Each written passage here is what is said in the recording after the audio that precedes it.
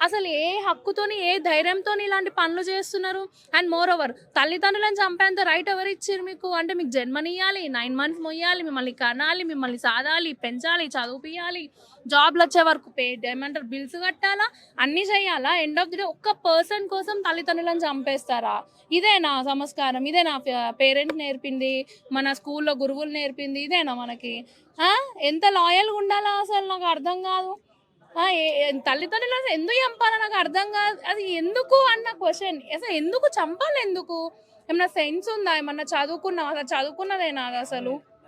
Nurse ఇంకా that.